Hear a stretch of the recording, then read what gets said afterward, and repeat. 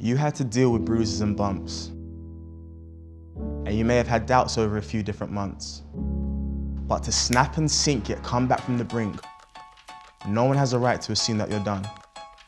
The fact that you're here makes that massively clear, and the battle for first has been the standard for years.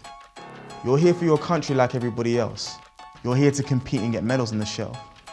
To be an athlete is a story of resilience. Paralympians aren't just ordinary civilians. As we stepped into 92 properly, wheelchair tennis became less of a novelty. In Spain, it became a full medal sport, and Brad Parks was the icon to strengthen his cause. We didn't focus on his caps, but on what he could do. Him and Randy Snow were the ones we could look to. But as wheelchair tennis was coming to prominence, so was the idea of the Dutch being dominant. This was the start of a golden generation. Mollier and Schmidt offered hope and elation. But Sydney 2000 is where things really sprouted. Invincible Esther was the kid in the center. Not one set lost as she came to the fore. Like her swipe of a racket was the greatest of all. The games have always given space to those who had to overcome their greatest woes. Like when quad tennis earned a spot for inclusion to represent those who got lost in the blueprint. But let's move on to Shingo, the hero we needed, who left the doubles in Athens undefeated. 45 Grand Slams, he left 3 games as a champ. Now here in Tokyo, he's the face of Japan.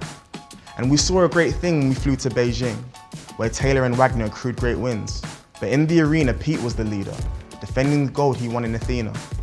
And the government declared their unity for the impaired community, catering facilities to the less abled more suitably. Then London's abundance made the other games redundant.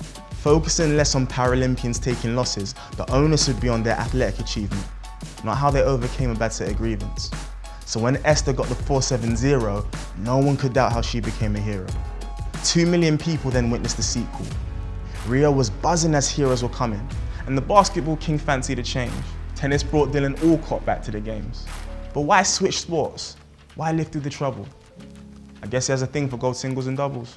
But in Tokyo, watch out for the golden girl, the group the #1 player in the whole of the world. She's already earned her place on the ladder, but Komiji might have a say in the matter. I often think about their circumstances and how adversity never hurt their chances. And there's someone out there in need of these heroes to help them achieve and swell their belief that even if you suffer in the realm of defeat, there are comrades to offer you a welcome relief. The Paralympics is what we all chase first, and you can be the hero you always were. Just give it your best as you go for the line, and make sure to own it when the moment arrives.